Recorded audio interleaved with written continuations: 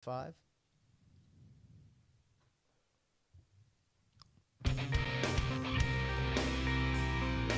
Welcome to the Man Up God's Way podcast, a show that dives into the real, raw, and relevant issues for men and their faith, life, and community. Now, your host, Jody Burkeen. And here we are on another Monday night. What do you think, Ben? I'm excited. I love it. I love it. All right. Well, guys, thank you so much for joining us tonight on the Man Up God's Way podcast. This is episode number 4, and things are just flying through. I can't wait to get here each Monday night just to get going and talk about life, talk about things, talk about faith, talk to buddies that are in my life, and I'm excited to be here. So I'm your host, Jody Burkeen, and I'm the founder of Man Up God's Way, a men's ministry geared toward motivating and encouraging men to step up in their faith, their personal relationship with Jesus, in their marriage, and as a father. And that is our number one goal. Amen. Yeah. Glad you guys are here. So there's each week I'm like, I'll text Jody, 2 days and 4 minutes, bro. Exactly. It is awesome. We just can't wait to get here on Monday night. So we appreciate everybody listening. It's awesome. And you guys can find us on any podcast platform. Podomatic is the one that we are currently on right now. Spotify, Apple, Google Podcast as well. Just search up Man Up God's Way and it'll pop right up. So, guys, how y'all doing in the back? Fregosa, you good, brother? Always chilling. All right, Gabe, how you doing, buddy? Doing pretty good. A buddy of mine that we've known each other for quite some time. I'll tell the story here in a minute, but Mr. Paul Getter, welcome to the Man Up God's Way podcast. Hey, thanks a lot, Jody. It's my pleasure. Man, good to see you, bro. Good seeing you, dude. It's been a while since we've got to hang out. Matter of fact, I think it was 2020, right when the pandemic started, is the last time we kind of chatted, and we'll talk about that here. Yeah. Man, those were the days. Yeah, 2020. Yeah, I didn't know if I was going to jump off a bridge or hide under a rock or what during those days. Man, I thought we were going to be having flying cars and stuff like that by 2020. No, we're going to be locked in our house and learning how to wash our hands all over again. You know, it's funny. When the pandemic started, I tell these guys all the time, man, I thought I was going to go in and, man, when I come out, I was going to look like Brad Pitt and I was going to be Charles Spurgeon. And I think I finished Netflix, you know, and finish all the chips and salsa. Yeah, it's crazy, too, how these now going into the third year, it seems like it's just all blurred together. It is. It doesn't seem like, two and a partial separate years with everything that's going on. Yeah, it's hard to believe that I haven't talked to you since 2020. I mean, that literally, I think it was right about this time between January and March. I mean, I think it just started. And you and I just started talking again. Not again, but I mean, the last conversation that we had. Right. Yeah. So, man, I'm excited for him to be here. We're going to hop into our talk here in just a minute, but we've got some amazing guests coming up tonight. We got Paul Getter, the internet marketing nerd. I can't wait to let you guys hear his story and kind of how we met back in 2012. And, man, just been friends ever since. And I love this guy. I'm excited about him. We got Fregosa coming up on January 31st. Get to hear his story, some of his music. I think I'm going to try to get him to get his guitar in here and play some music as well. And then we've got a Valentine's Day special, February 14th. I'm going to have my wife here on the podcast. Uh-oh. So she's going to tell everybody how great of a husband I am. So And She better. Yes, you better. Exactly. And then I'm going to jump in and tell the truth of what I we're know. paying her for. That's what we're paying her for, exactly.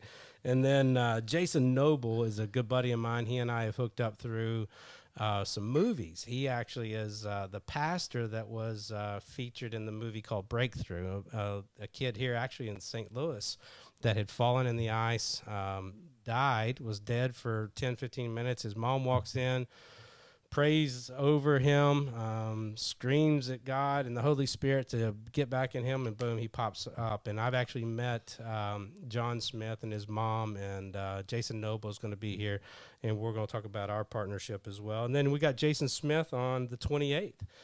Jason Smith is a pastor out in North Carolina. I did a conference out there a few years ago, and he and I have become friends, and his church is blowing up, and so it's going to be fun just to talk to him as well. So anyway, tonight we got Mr. Paul Getter, and really excited about this. So Paul, you and I met in 2012. I literally had just started Man Up God's Way. I think I started, yeah. I wrote my book. I remember when I started the Man Up God's Way page. So I wrote my book in November, December 2011. I got it to Amazon right around January, February 2012. I was in Newfoundland, and I was with my company. I was sitting in the middle of an island, freezing to death. The ocean was frozen. That's how cold it was. Like, it was that cold. And so I'm in Newfoundland, and I'm sitting in my bed. I'll never forget. And I just gotten on Facebook.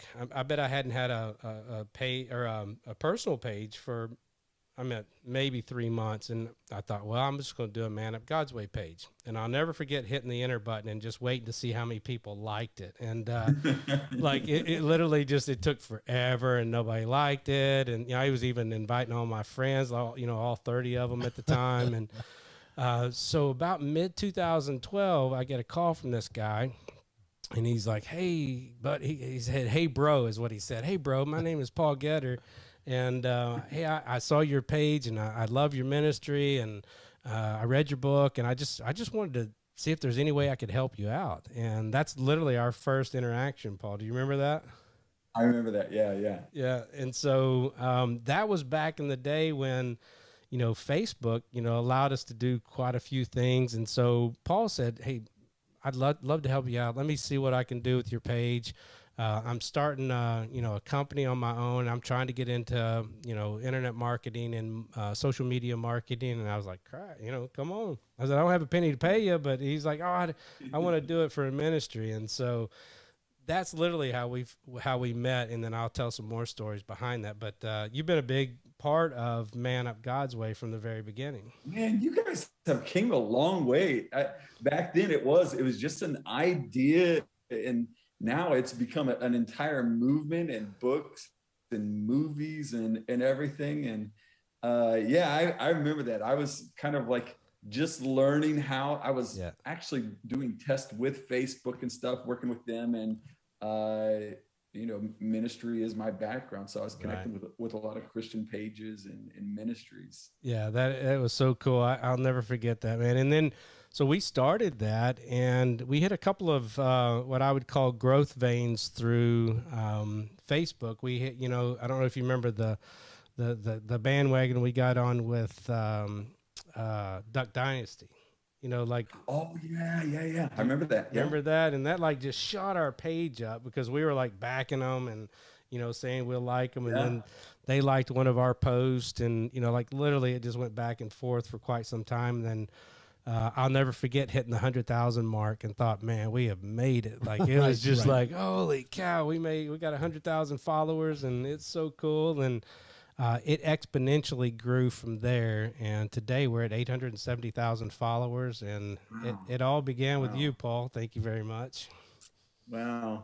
That's all glory to God, man. You know how it is. God gives the increase. Exactly. Yeah, you're exactly right. I appreciate that. So, and so that's kind of where you started. We'll talk, we're going to get into your ministry here in just a little bit, but let's talk about your passion now with social media marketing, internet marketing, and your company, Internet. I love the name, Internet Nerd, Internet Marketing Nerd. And it's just so awesome to see you do all of that. And then I love the bow tie, dude. You got the bow tie going on, man. This is what I wear to bed, man. It's my pajamas. So tell us how you got started. Yeah, well, so first of all, thanks a lot for having me on the podcast. You guys are doing awesome stuff, and pleasure to connect with you always. I guess it was right around. So I started playing around with internet marketing stuff in 2008. A lot of people ask me, how did you decide to become an online entrepreneur? And I'm like, I had bills to pay. You know what I mean? So I was trying to figure out anything I could do to make money online. mind. It wasn't like, when I grew up, I want to be an internet marketer. There wasn't bro, me and you, we grew up without an internet. Yeah, exactly. I know. And then it was the days that, it went through your phone, and if you picked up the phone and someone was on the internet, you're like, put the phone down. I'm on the internet. Exactly. I'll never forget my first computer that I bought. I promise you, it didn't have more memory or more, storage or anything than, literally, I paid $1,200 for it, and it was the slowest computer ever. And that was in 1990, I want to say 93. I bought my first computer, and it was just, it was a boat anchor. It's amazing. It's amazing. You had a computer in 93. You were a baller. Yeah. It didn't fit in this room. If you had an Apple IIc or something like that, you were one of the rich kids. One of the things that I read about Paul's story that I just thought was so fascinating is, he's looking for a way to make money, and he just stumbles into something that now, you've got people filming content, living 10 deep in a house, making somebody's making $8.5 million a year on TikTok. It's just crazy what's going on with the internet. It is big time. Yeah, it's kind of funny to see how things have gone. So I guess you would say I got my first taste of internet marketing with Facebook, and one of my friends was going off to college, and they said, Paul, get on Facebook, so we can stay in touch. I'm like, Facebook is just for games. I don't want to waste time doing that. It was back in the days of Farmville and Candy Crush. Yeah, exactly. Yeah. Candy Crush. And I was like, I don't want to do that. Finally, I gave in, and I got on Facebook, and I started playing around with it. And I noticed that businesses had Facebook pages. So instinctively in ministry, I set up a Facebook page for our church. Right. And, just post content over church and everything like that. And I remember the first time I went to church, there was this couple there, first time visitors. And I went over and got talking to them, like, how'd you hear about us? And they said, oh, we saw your page on Facebook. And it was just like, boom, lights went, it was just like an explosion, like, whoa, these are real people that found me from this Facebook stuff. Right. And so I realized that it could be a tool that could help a lot of businesses. So I started working with restaurants and little mom and pop ice cream shops, and just connecting with people and helping them build their online presence. And fast forward to where I am today, I've had the pleasure of working with A-list celebrities, Fortune 500 companies, done work for movies, actors, some of the top online gurus, guys like Ty Lopez, Grant Cardone, Bob Proctor, Les Brown. So I've been blessed to work with some amazing people, and it's came a long way over the 10, 12 years now. That is awesome. That's almost a rags to riches story, especially because you needed the money, so you learned how to make money. Yeah, bro. And I thank God I've been blessed to make a significant amount of money, and it's just being able to see opportunity and capitalize on it. Right. That is so cool. That's great. You're going to say something? No, it's like, I'm sitting here, I'm 50 years old, and, I'm to that point where I've pretty much done the same career almost all my life. And, lately over the last year, I've been thinking, what if I could get out? What if I could not do this anymore? Right. And just trying to think of ways to get out from having to do a job that, listen, it's always blessed me. I've always made a decent living doing it. But, there's so, with the outreach and everything, there's just so much more rewarding things that I would want to be doing with my time. Yeah. And you can make a ton of money off the internet. That's the crazy thing now, and not, not break your back doing it. Yeah, absolutely. When I first got started, I started playing around with ads, building Facebook pages, and I was building them as hobbies. And then people would reach out to me and say, hey, will you share my content on your page? And they'd pay me $20. And I started realizing, wow, people will pay for this. And I learned how to run Facebook ads. I was actually testing Facebook ads for them. I was like a Right. beta tester for their initial platform.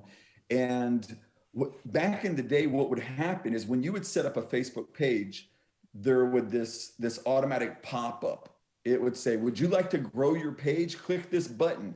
And you click that button and Facebook would automatically make you an ad, which would perform horribly. Right. It was designed to make them money and you lose money. And so I learned how to run the ads, and I would see people that had clicked that automatic button. Right. And I would message them like, what are you doing? How's it going? I see you running this ad. How's that going? And like, oh, I'm spending $20 a day. I'm like, how many likes are you getting for that? Oh, like 20 or 30.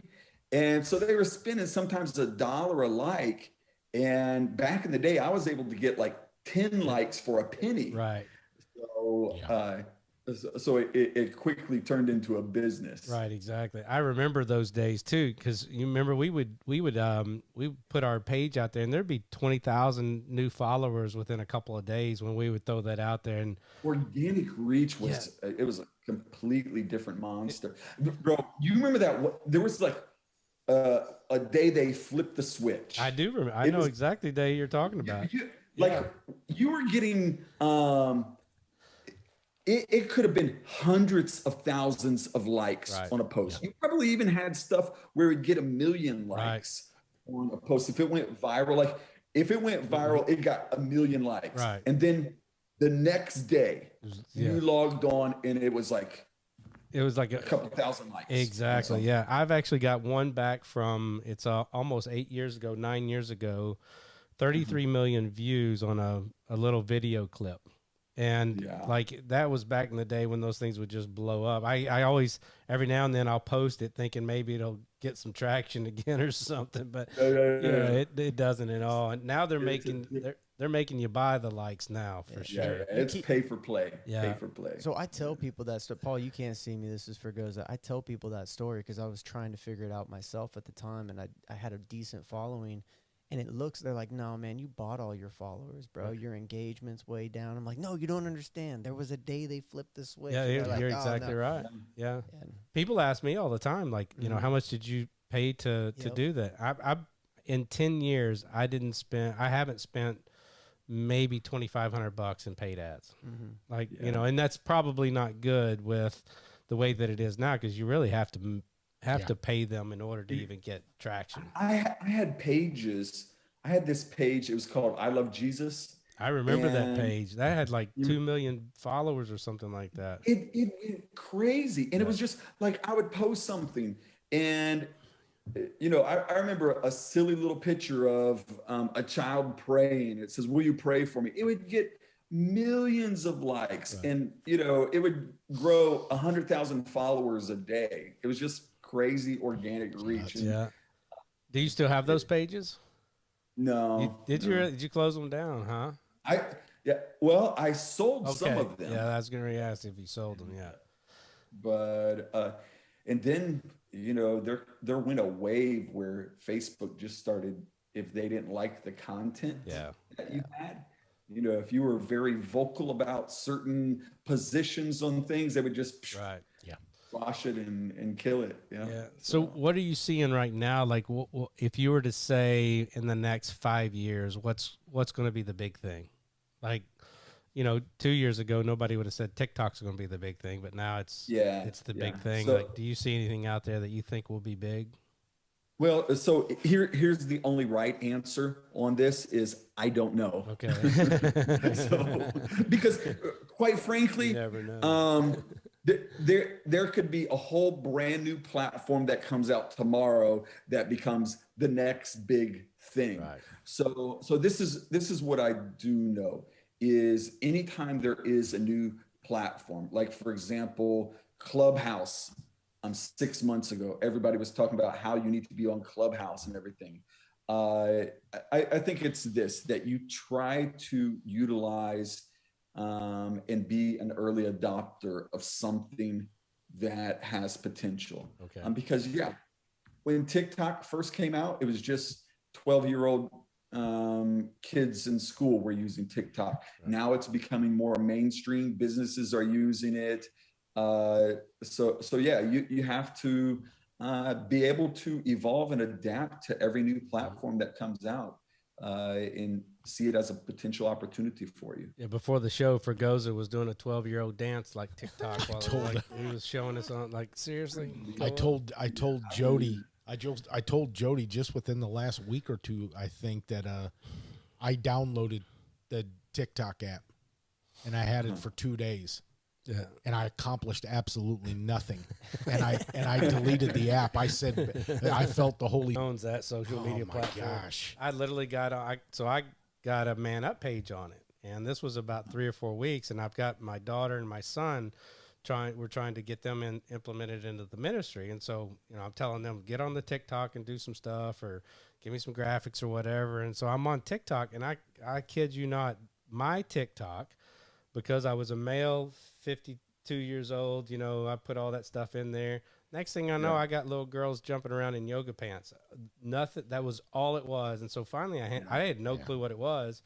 So I handed it to my wife, and she starts deleting all these things. Now I only get construction videos, a bunch, so. Nan took care of that. Nan took care of that real dog quick. videos. Yeah, dog video, exactly. Good job, Nan. Exactly. But it's crazy how those things are. So you would suggest that, any new platform that comes out, because like right now I have, we have like 32,000 people following us on Instagram. We have a private Man Up God's Way community that has 33,000 in it. And then we've got our page, Twitter, and what else? TikTok, plus a website. From a business perspective, you want to have some type of ownership of these people. And what I mean by that is these social media platforms, I'm sure you already realize it. It might be your page, but it's not your page. Oh yeah, you know exactly. what I mean? Yeah, totally. They might be your followers, but they're not your followers. So I always encourage people to get these people, your followers, your social media following, off the platform and onto a database that you can use. Right. For example, a text message line, an email list, something like that, to have your own database where if Instagram, Facebook comes along and shuts you down or something happens. I mean, we're living in a crazy time where government regulations, this type of stuff can change how social media is done overnight. Right. Yeah, you're exactly right. I've seen somebody of mine lose their page. Matter of fact, if you'll remember, we lost our page. Do you remember? Yeah. When they shut us down for 30 days? Yeah. They shut all your stuff down. And because you were an admin on my page. It was, I think it was any page that I was an admin on, it got hit. Yeah. And crazy story is I was admin on some big companies like Chick-fil-A, Nike, companies like that, that when it got hit, it went boom, boom, boom, boom, boom. Just everything. I bet your phone went boom, boom, boom, boom too. Yeah, you don't know. My heart went boom, boom, boom. It's over. I never really figured out what exactly happened. I could only speculate or why happened, but I think the algorithm, the bots, how things were ran, you got a certain amount of negative feedback on your profile, they just shut it down. And I was running a lot of people's page that was posting very, very controversial stuff. And I was actually the one posting it, but I was doing it on their behalf. Yeah, because I remember I got an email that's like, your profile has been suspended for hate speech and stuff. I'm like, what hate speech am I doing and stuff? Exactly. It was probably our page, There's a couple of pages I could think of that might have got you banned. I remember some of the pages that you were running back then. They shut down the president of the United States. Well, that too, yeah. So they'll shut anybody down. One time on Facebook, I was just commenting back and forth with some friends that were women, from church and stuff, and I just actually it was a fairly nice comment about women, and they banned me for like 7 days or something. Yeah. And all the women that were part of the messaging, going back and forth. They were laughing, and Right. I'm like, I said nice things, Right. but yeah. something they keyed on something. Yeah, and you know what's crazy is that that was really at the beginning of this whole shutdown culture, cancel culture. You know, that was probably right at the tip of, you know, that breaking point, and they started getting real serious about that stuff. Because you literally, if you'll think about when we started, you remember the 2014 to 2016 range was all the gay marriage battle, you know, on the internet and all of that kind of stuff. They weren't shutting anybody down. Then right around 2016, 2017, man, it was just like, let's cancel everybody. Yeah. No, man, think of some of the stuff that we were posting, and, you know, we had debates going back and forth. If it had happened today, you'd be toast. In about 2 seconds. Yeah, exactly. Yeah. You're right. Definitely. It's almost as if you have any type of opinion that they disagree with, then, you know, right, you get shut down. Yeah, so. It's pretty sad. I've been listening to some other podcasts. It's got, you know, some conspiracy theorists on there. I drive now, you know, for a little bit during the day, and so I'm listening to it, and it's just some crazy stuff that's going on out there. So here's the facts. It's Facebook's platform. Right. There's, you know, when you click I agree to their terms of services, it basically says you play by their rules. That's a good you point. may not agree with it, right. but that's what it is. And so obviously there's other social media companies that are trying to compete with them and stuff, but I mean, that's just the name of the game. Yeah. I've actually been involved in launching new social media platforms, and I understand in some capacity the amount of liability that a company has for what people post, what they say, what they do, because we're in such a litigious society that if someone posts something and then someone gets upset and they do, you know, go out and shoot someone, or they commit suicide or something like that, then next thing you know, someone's trying to sue Facebook for billions of dollars. So I agree some capacity, but we all know that they have an agenda. They have a tone and a theme that they like to stick to. And again, if you're gonna play on their playground, you gotta, you know, play by their rules. Yeah, exactly. Play by the rules. Hey, congratulations on your again. I think was this the third year in a row for 30 for 30 entrepreneurs from Yahoo? I get it. Different recognitions and stuff like that for top entrepreneur to follow in 2020, 2021, 2022. Yeah. So it's pretty cool. Again, it's just, I think the people that I work with, they like me and they just want to make me feel happy. So they nominate me for stuff. And every once in a while I'll get an email and say, hey, you've been nominated for such and such award. And I'm like, wow, who did that? That's awesome. That's very cool. That's awesome. That's better than a Google review right there. Yeah, exactly. Yeah, congratulations. I watch that each year. I see you get that. So let's hop over to your ministry, and Sure. This is really kind of how we connected. I know that you're a pastor down in Florida, and you got a growing church. And so tell us how you started the church. How did you get into ministry? Yeah. So, well, how I got in ministry, well, that was between my junior and senior year.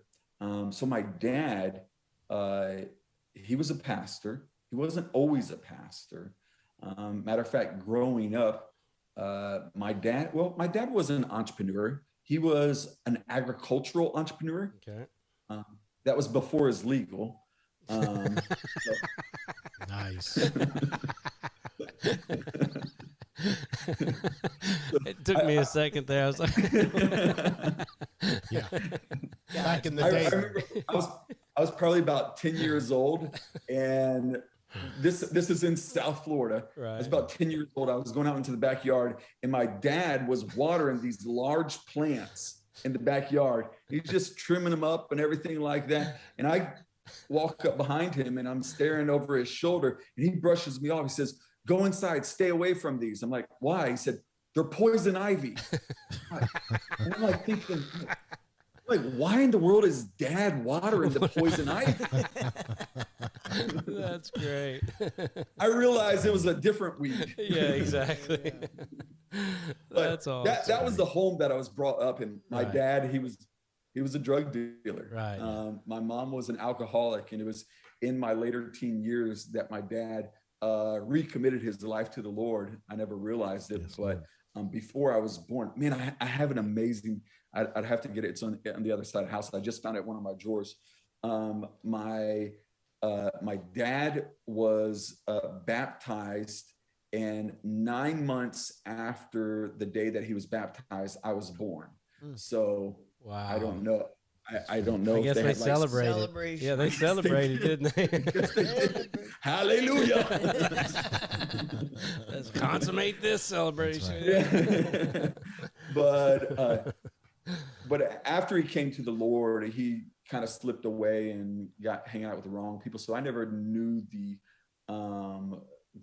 ministry side of my dad growing up. It wasn't until my later teens that he recommitted his life to the Lord and started preaching. And so I kind of followed him in that. I went off to Bible college in 92. And oddly enough, in high school, I was somewhat a backwards, kind of shy individual, but always felt that God had given me a gift to speak. So it's kind of a weird dynamic that I was very, very socially awkward, could not talk in groups of people. But if you put me in front of a crowd of people, I could give a speech. Whether I was like 10 years old quoting Abraham Lincoln, his inaugural address or something, I just felt comfortable doing that. And so I felt it was kind of a gift, but I never saw how that gift was fulfilled until in my senior year, I started, being directed down the road of ministry. And in 92, went off to Bible college and started growing in my ministry there. When I graduated Bible college, I traveled all over the United States, preaching in churches and camps and schools. And so it was 13 years ago, we started a home Bible study in my home.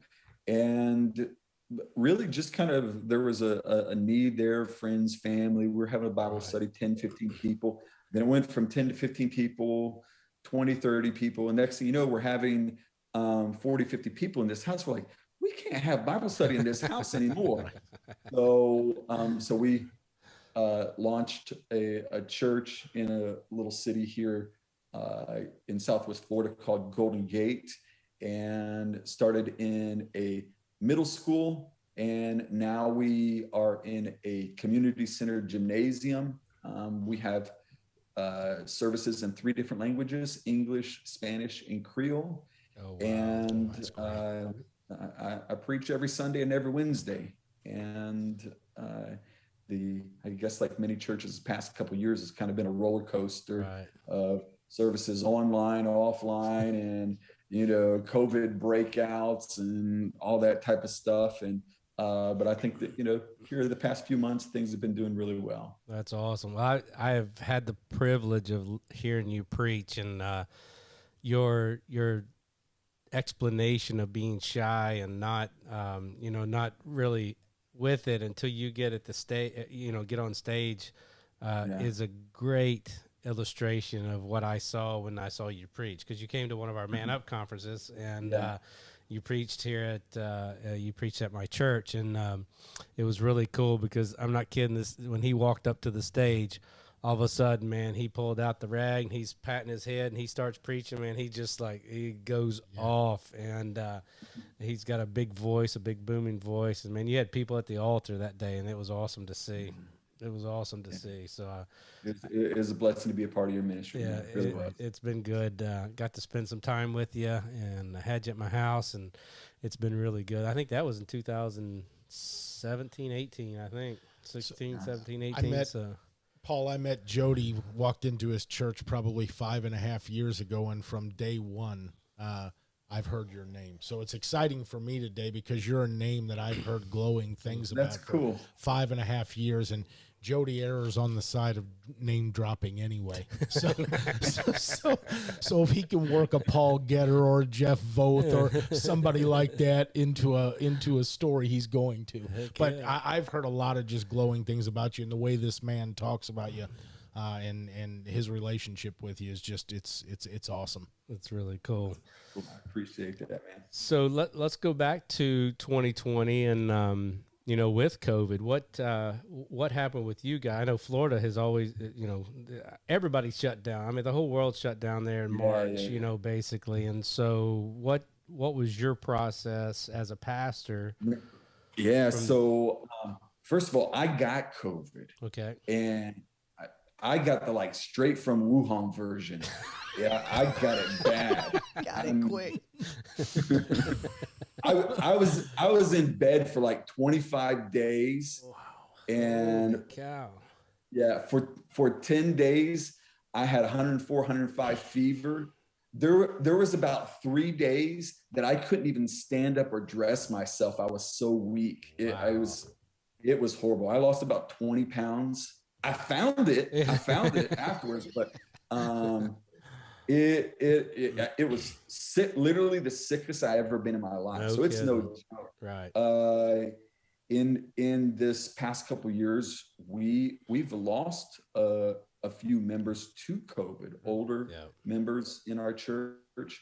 So it was, it's like something a sci-fi movie is made of. You know what I mean? If someone would say, hey, next year you're going to be locked in your house and you're not going to be able to leave. And when we let you out, you'll have to stand 6 feet away from each other and you'll wear masks. And they're like, you're crazy.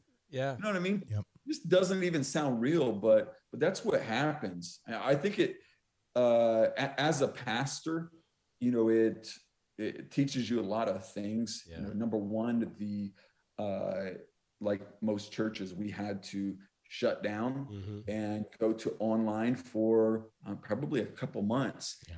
And getting restarted, one of the key words that I've been focused on is community. Right. So important. It's more than just going to church. It's about being a part of community, because when the church doors shut, you see who's a part of the church community or not. Yes, you know what I mean? Exactly. Totally. People that just, I've been saying this, when you miss church too many times, you stop missing church. Right. You know what I mean? It's like you don't have the desire. And so there's a danger in not coming together as a church. So yeah, we had a roller coaster couple years of having church online and then in person. And due to the fact that where we have service is a county building, we had stricter guidelines of when we go back in.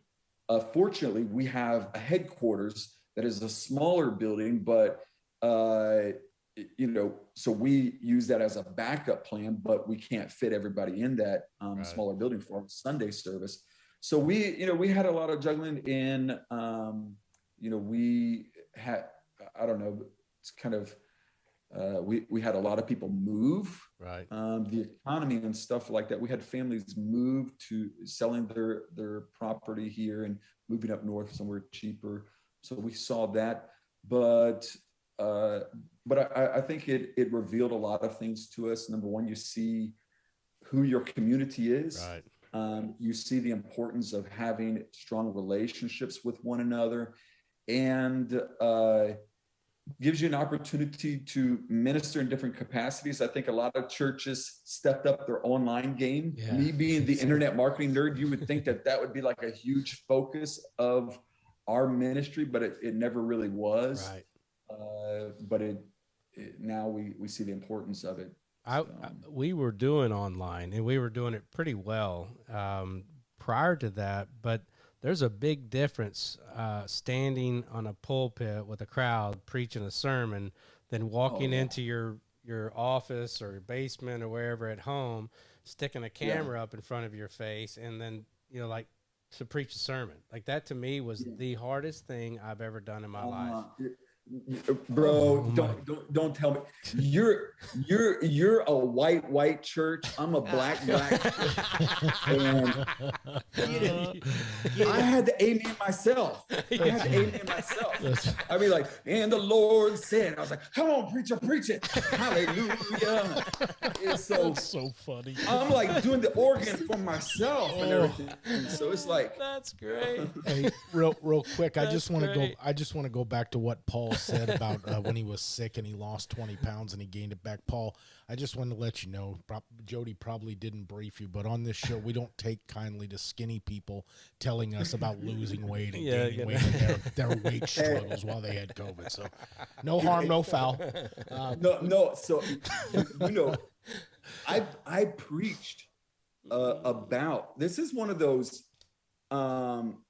I preached an entire series about secret sins the church has. Oh wow! And Buffet, you know, it's potluck.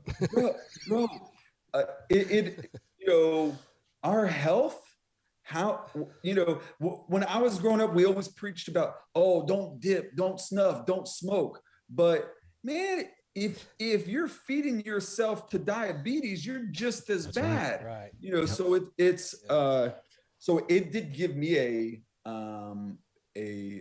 better insight of like, man, it's important to, because I go to the gym, I run, I eat healthy, and I got it, and it nearly killed me. So I'm like, Yeah, imagine if you'd been out of shape and overweight, Yeah. you probably would have been dead. You're exactly right. yeah.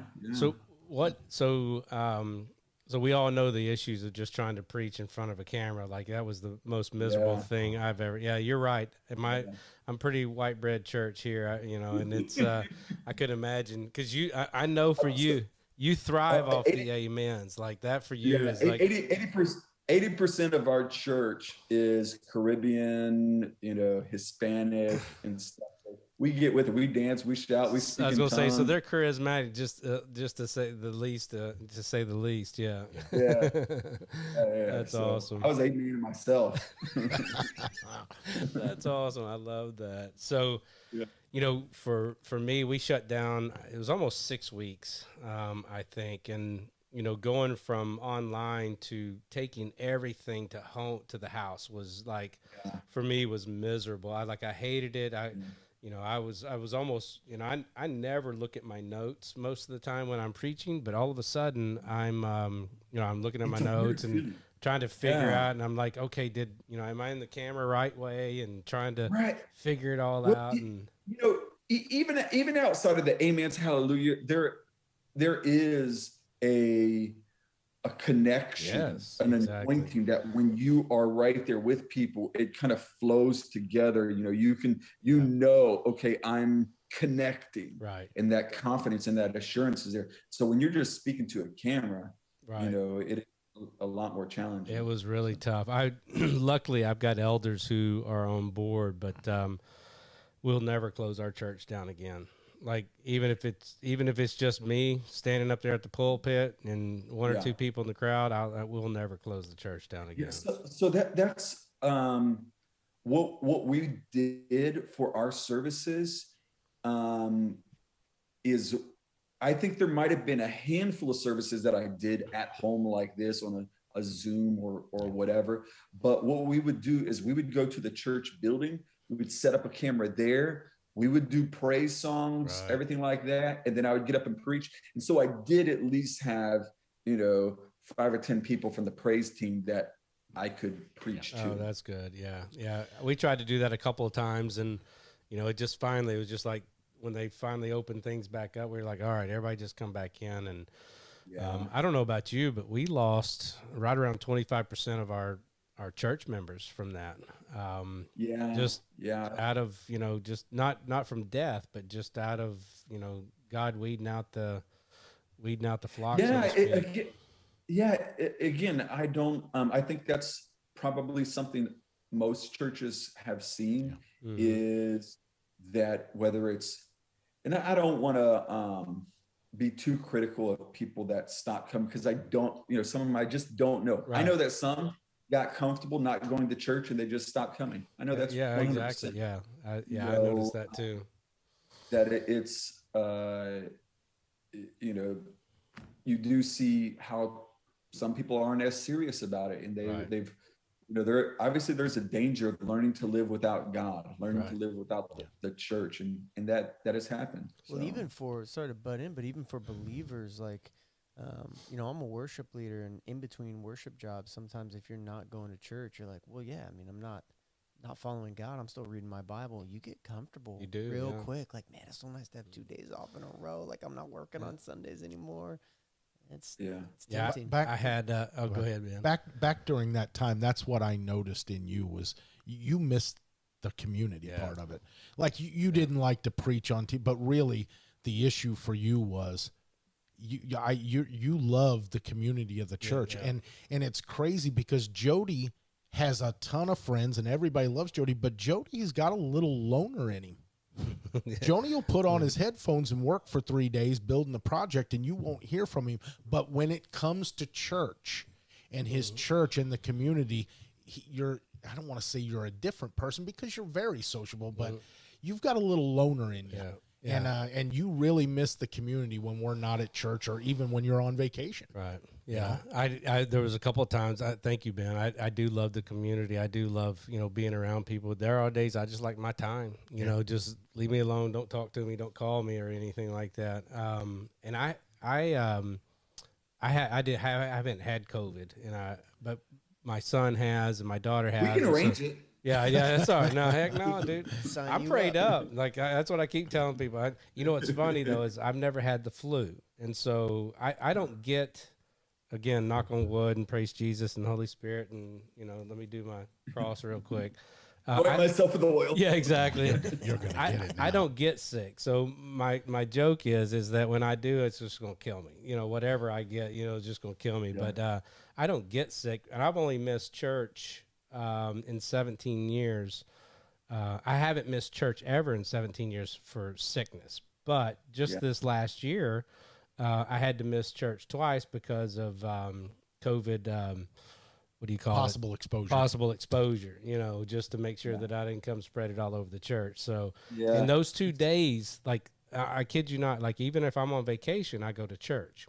And those 2 days, for the first time in 17 years, I hadn't gone to church on a Sunday. And I could understand why people would be like, you know, because Monday through Saturday is just so flipping busy. And it's like, okay, that's the only day I can rest. And I just not going to go to church and, you know, do whatever and get caught up on everything. So I see how easy it is. It's no. You know, I think sometimes as pastors, I don't agree with it. I'm saying, right. You know, it could be. I think as pastors, we sometimes try to over spiritualize things like, you know, you're a heathen if you don't feel like going to church or something like that. But the facts of the matter is we all woke up on Sunday morning like, oh, bro, I just want to stay in bed. You know what I mean? Exactly. But the discipline of going is what gets us going. It's not, you know, sometimes you don't feel like going, but you go. So I mean, every one of my guys that miss church, what do they get a picture of? My doll. What? Of my doll. He'll send a picture. I send a picture of a my doll box every time. You know the guys don't show up to work or to church. I'm sitting there. You know, right before I'm getting ready to preach, I'm texting all these guys that didn't show up. You know, sending them a my doll. Take 2 my doll and call me in the morning. Yeah, next Sunday, me and my wife next Saturday are going to New Orleans for about 4 or 5 days, and guaranteed on Sunday, knowing I'm in New Orleans, I'll still get the picture of the my doll. Exactly. Why didn't you fly home overnight? Exactly. So, Paul, one of the things that I'm seeing, you know, a year and a half after the initial shutdown, or actually it's almost 2 years now, the mental state of a lot of people and, you know, kids and couples. And, you know, we're starting to see, you know, just not only through church, but through Man Up, you know, like we're seeing a lot of struggles with marriages and parenting and this whole shutdown, this whole pandemic, this whole mask issue, this whole, you know, is the world, you know, is the sky falling kind of mentality has really taken a toll on people. Are you seeing some of the same things within your church as well? Yeah, you know, I think I felt that initially. Yeah, I can imagine. Yeah, especially when you had it that bad. Yeah. One of the things that I quickly did is I turned off the TV and stopped listening to it all. Yeah, amen. Because That's smart. I honestly, for 2-3 weeks, I was watching the news. Man, this is going to kill everybody. This is going to be the end of the world and stuff. And then every situation can be like this, as you see this and you start in your mind. But then I just take a step back and I look around, look at my life, look at my family, look at my church, look at my city. Where am I? How are things? Okay. Right. It's over. Stop listening, because again, they'll have you so filled with fear. So I just learned to just filter out the media. But yeah, I think again, what it has done is put people in a pressure cooker. You know what I mean? Exactly. What's inside starts coming out. And in a relationship, when you're locked in quarantine with your spouse for 2 years, well, you find out a lot of things you didn't. Exactly. Yeah, exactly. So it becomes a pressure cooker. And obviously there's heightened stress and financial stresses, people, jobs hit and stuff. So yeah, it just kind of heightened stress. And so relationships are affected, church is affected, money's affected, everything. So, but in something like this, what I always try to express to my family, our church, would be, what the world is looking for is those that have peace that passes all understanding. You know what I mean? That's like, good. Yeah, exactly. I never found myself freaking out. You know what I mean? Right. Like, just, oh my goodness. I never felt myself panicking about it. And I have friends that would be like, aren't you worried about this? I'm like, no, I don't care. You don't want to come across as calloused or insensitive, but I'm like, what happens? It's, what's crazy to me is, like, the greatest thing for a believer to do is to die. Like, you know what I'm saying? Like, don't tell nobody. I tried to preach that, but it didn't go over too well. Are you guys afraid of COVID? To live is Christ, to die is gain. We're going to be passing around tissues. I'm going to blow my nose and we're going to pass around tissues.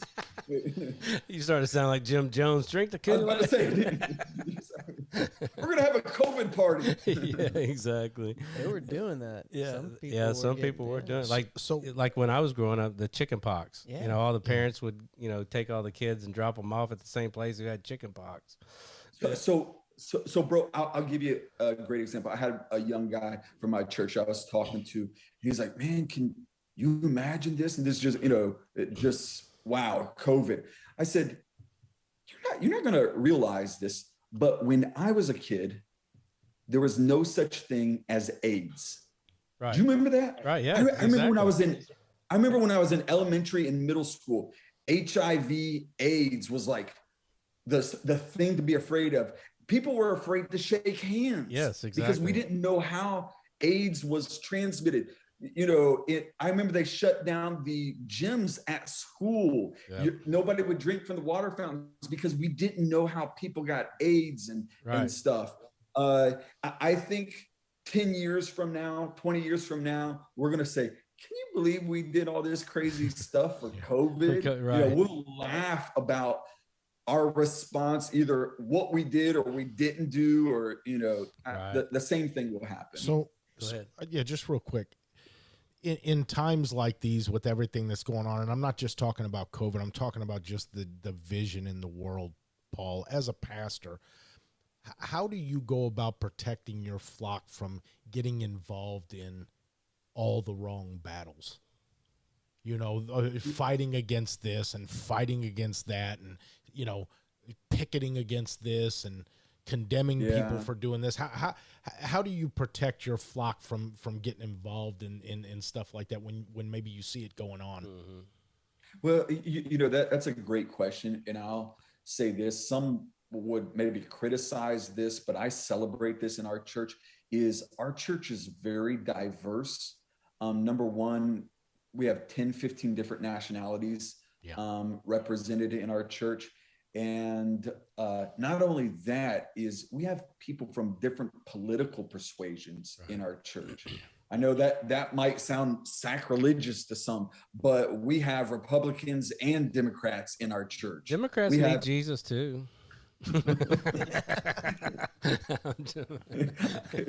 and there's another pastor that'll probably say Republicans need, exactly. Too, you know what I mean? And some churches need Jesus too. So so it is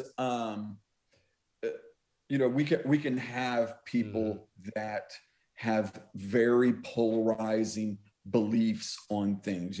One person will be saying, wear the mask, you got to save lives. Another person say, you wear a mask, you're a sheep. You know what I mean? Yeah, right. So you see that. So I think what is important is that you make the main thing Jesus. Amen. And that you do not allow these little issues to become divisive issues, because honestly, as well as I know, a church could be split because some people say you should wear a mask, some say you shouldn't wear a mask.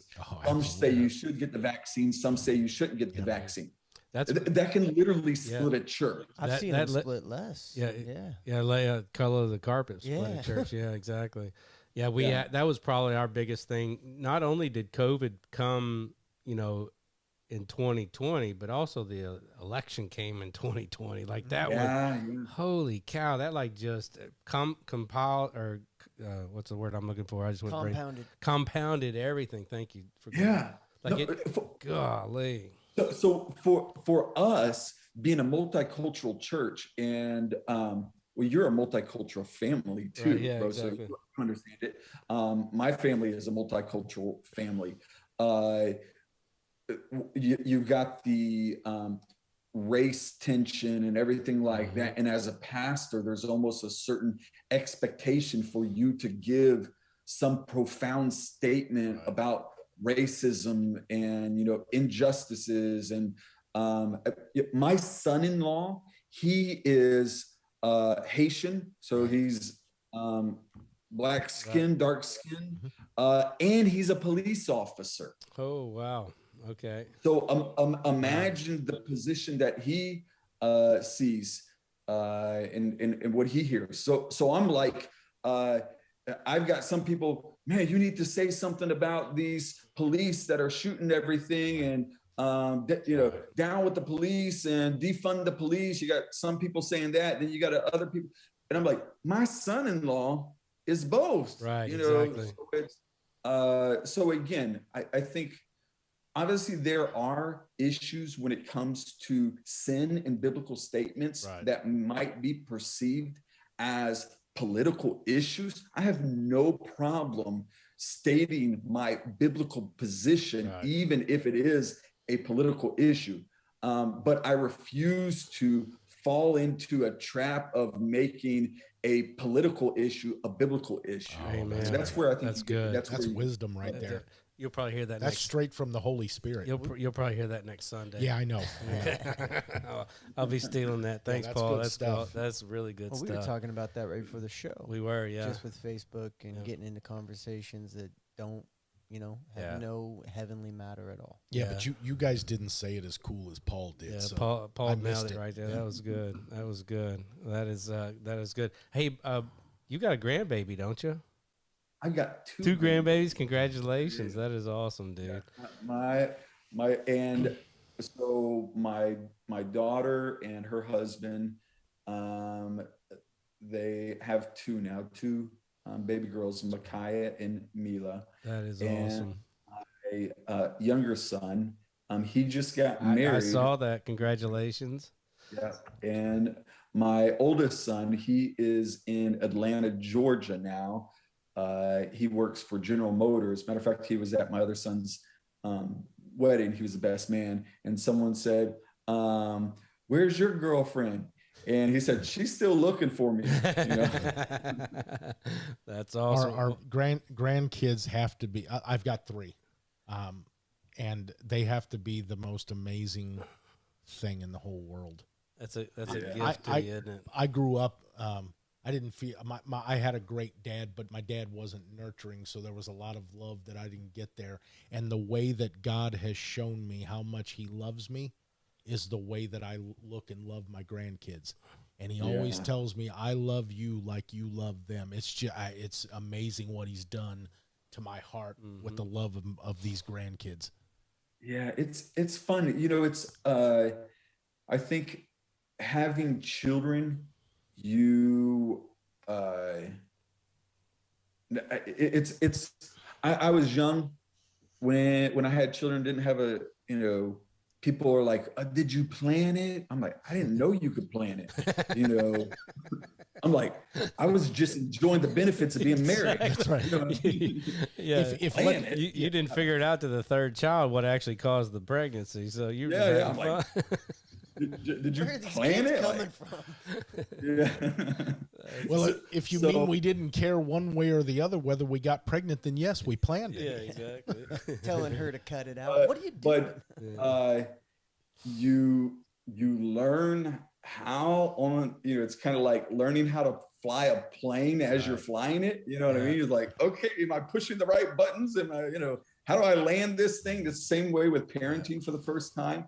And then when you have grandchildren, you're like, okay, you get to see how it's done and be a part. And when they start acting crazy, you just send them home, Yeah, exactly. So.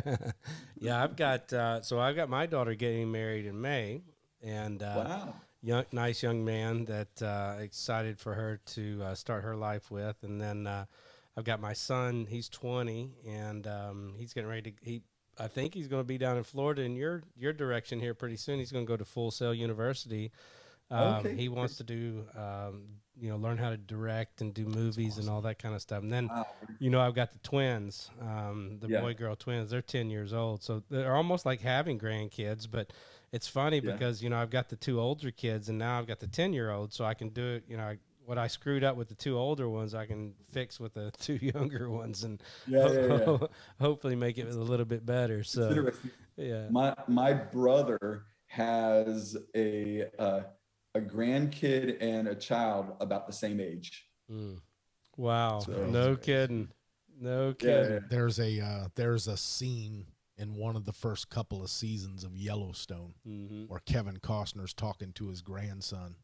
And he tells his grandson that he thinks that grandchildren are for grandparents have the ability to make up or do it right for all the things that they did wrong with their own kids. It was a really good scene. That's cool. That's cool. So, Paul, what's on the horizon? What's on the horizon? What you got coming up next as far as? Well, so my, I guess you would say business and ministry have I speak at marketing conferences just as much as I speak at churches sometimes, you know what I mean? And when I speak at these events and stuff like that, people know I'm a preacher and everything like that. But from a business standpoint, I never lead with, "Hey, I'm Paul Getter, the internet marketing nerd, Christian pastor, teacher." Yeah. I never do that. It's just like, you catch it. But it's interesting because I just recently did an event in Miami in November, and I teach about marketing, but I also tell my story, share my testimony, and quote scripture and stuff like that. People come for learn about internet marketing, but they're going to get the whole Paul. You know what I mean? That's awesome. Yeah, exactly. And so it's something that I've really been embracing more and more because I see the people that I connect with. It's weird in business because there's people that, and you've probably seen this too, that you start doing business with them or they're wanting to do business with you, and then they find out your preacher ministry or something like, I don't know if I want to work with this guy. It's like they're just like, he's always going to be preaching to me or something. Right. And they just feel a certain way about wanting to work with you. And I always say, like, well, if they don't want to work with me, I probably wouldn't want to work with them either. If that's Yeah, the exactly. reason. Yeah. But I've seen a lot of people connect with me in business because of my beliefs, because of my faith. And so probably within the next couple of months, we're going to be doing some Christian marketing events. Oh, wow. So, individuals, like it's really an interesting thing. I'll give you an example. I had a pastor of a big mega church up in New York messages me on Instagram. And just a little selfish plug, my Instagram is Paul, just Paul. You can give me a follow on Instagram. But so he sends me a message on Instagram. And if you see my Instagram, it's mostly marketing tips and videos about marketing stuff. Every once in a while, probably about 1 in 4 or 5 posts, I'll put, maybe a scripture or something. But he sends me a message and he says, this might sound strange to you, but I really feel like God wants me to talk to you about you being my mentor for business. Oh, wow. I've had that happen 2 or 3 times by pastors that do something like that. So I'm, personally coaching and mentoring 2 or 3 pastors in business, helping them grow their business, their online presence and stuff. And I really see online ministry as a really a great opportunity. I do this for our church all the time. I'll say, hey guys, as church is over, take out your phone, take a picture, tag the church, invite people to church right there. It's like, I encourage them use their phone in church and tag in, check in, and post and invite people to church. And it can really make an impact. So I want to show Christians how they can grow their business, how they can grow their business, their ministry, their calling, and through online. And that does obviously involve generating money. Right, exactly. Yeah. So in 2013, 2014, I started Man Up Media. And after traveling for a couple of years, speaking at men's conferences and going to churches and all that kind of stuff, like about the avenue that I would hit would be small to medium-sized churches. Like the big mega churches typically have, a men's pastor, and they usually don't need somebody like me coming in. They need somebody like Francis Chan or something like that. But I hit a lot of medium-sized to smaller churches, and what I realized that for a lot of these churches that I went into was, if the 50s were to come back, they would be ready for it. They're so antiquated and had no clue what to do, and no digital marketing, no website, all of that kind of stuff. So I came back and started Man Up Media, and I got so busy.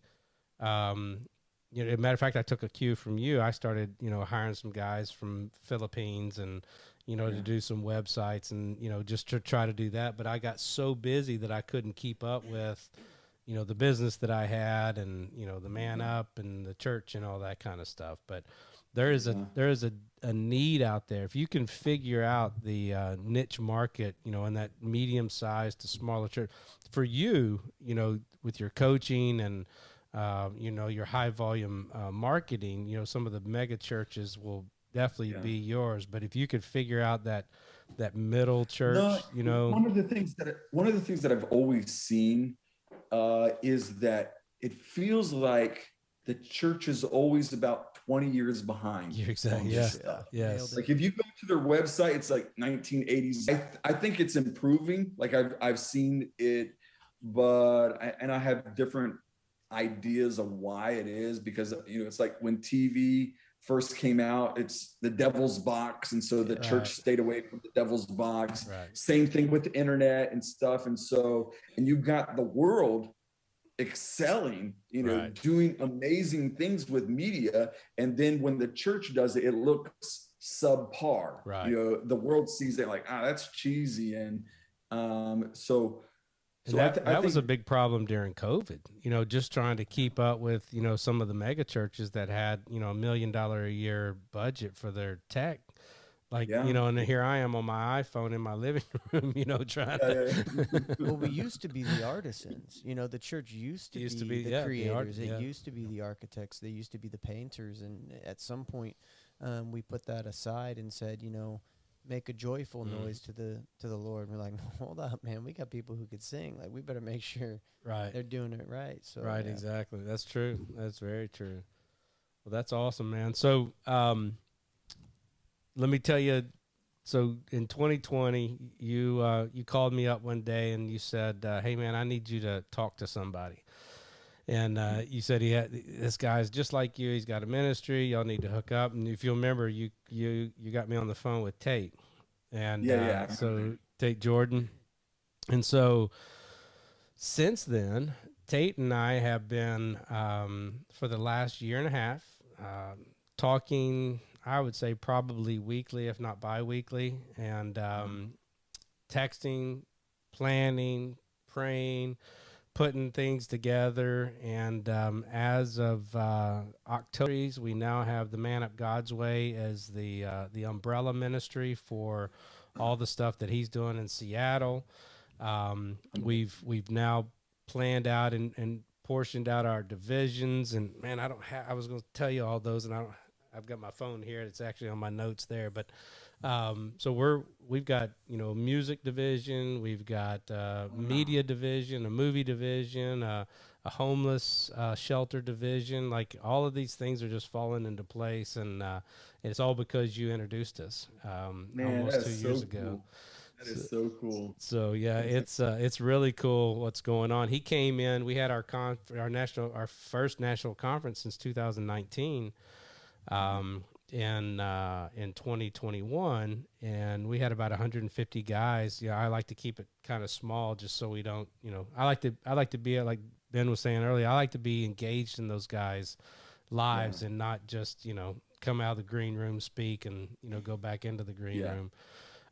But he came in, spent almost 10 days here in St. Louis, and we just, planned it out, visioned it out, and Forgoes is going to be a part of it. I've got content creation.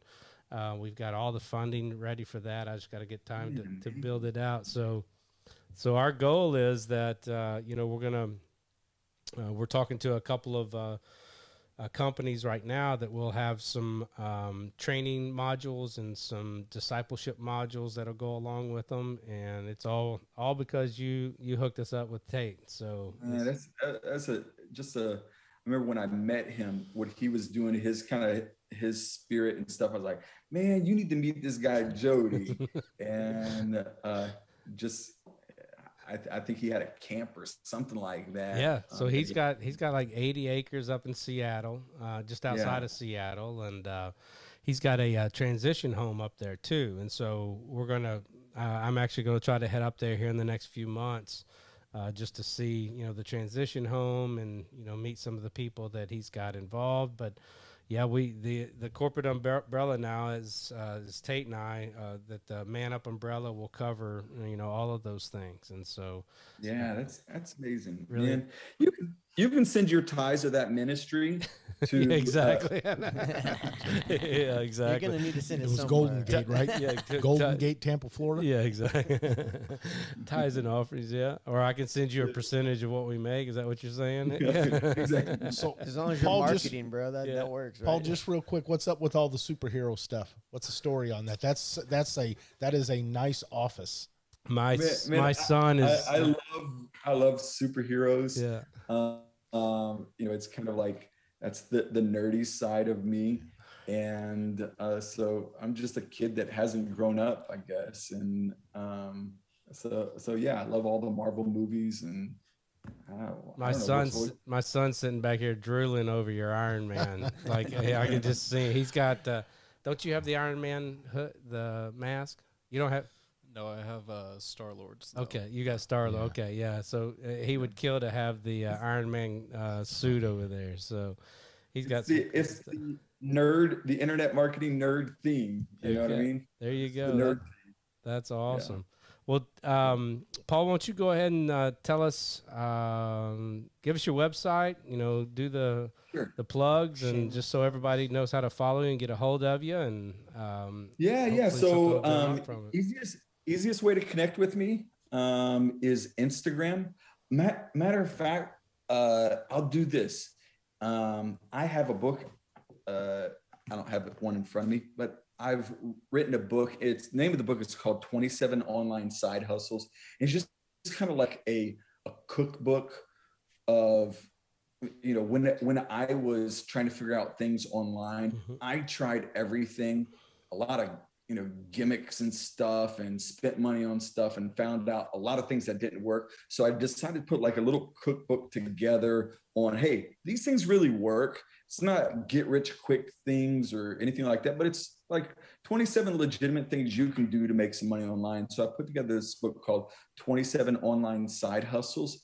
If your listeners will send me a message on Instagram, again, my Instagram handle is Paul. It's a verified account. You'll see the blue check mark, and it's Paul Getter. I tagged it. But my handle is just good. Paul. If they will send me a message, just DM me the word "man up." Okay. I'll know they're from the podcast.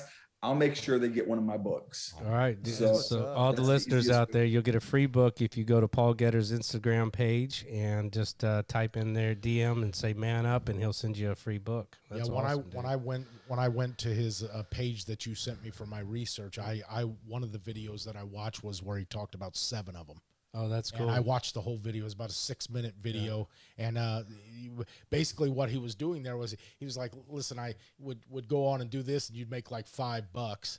And so he's teaching you how to go to things that are, worth your time. Right. If you put in a little, you're getting $20, exactly, a day or whatever it is to do some of this stuff. Yeah. And the podcast that you did with Caleb about podcast, that was a good one. I liked what you did there. That was really good. Paul, so the one thing that I learned about making money online is when you can learn how to make the first couple dollars, then you realize, okay, there's money to be made. Then you just scale and you focus your attention on the things that can generate the most. Yeah, that's good. Now, am I missing this, or because I looked for you on Twitter as well, and I didn't find you on Twitter? Are you on a shadow ban? I don't really use Twitter too much. Okay. I do have a Twitter account, but I haven't. I think the last time I used that was many years ago. So I've never been a Twitter person. Man, I don't like it either. Like, we have like 4,000 followers or likes or whatever you call it on Twitter, and I just don't like. I don't even like reading it. Like, it just. Yeah. I don't know what I like. I like Facebook. Instagram. TikTok. Just when I'm going to the bathroom, that's about it. So, your website? Website is paulgetter.com. Okay, awesome. And the name of the company? The Internet Marketing Nerds. And what's the name of your church? New Life Apostolic Church. Outstanding. Well, brother, it has been an awesome night. I know you're an hour ahead of us, so I know you're ready for bed. I got a conference to go to now. Oh, do you really? Yeah, Dreams and Visions Conference. Okay. Awesome. Well, going to sleep. It's the second time he's done that. With El Shaddai. El Shaddai. Hey, before we cut you loose, Paul, I know you mentioned real briefly about what you had planned for 2022. Do you have dates set up for those conferences geared towards guys in ministry? Because that's right up my alley. I mean, sign me up now, man. Take my credit card, which just send me your number. I'll get you set up. Okay. Sounds good. Yeah, that'll be awesome. Yeah, once you get all that, let us know, and we'll as soon as we get that locked in, I'll send you guys more information about it. Maybe we can jump on another podcast and I can promote that specifically. Yeah, totally. We'd love to have you, brother. Man, I love you. I miss you. We need to get together and we need to preach the gospel sometime. For sure. Paul, come down here. It's warmer. Yeah. Oh, dude, I'm ready. We need to get down there because one of my favorite places is St. Pete's. I love St. Pete's Beach. We used to go there every year, and then kids kind of screwed that all up. But but but Well, man, go get some shut eye. I love you. Have a great All right, week, love you. and You guys have a great we'll night. chat Thanks at you a lot. later. God All right, bless. thank you guys. You've been listening to the Man Up God's Way podcast. Visit us on Facebook, Spotify, Apple, iTunes, and our website at manupgodsway.org.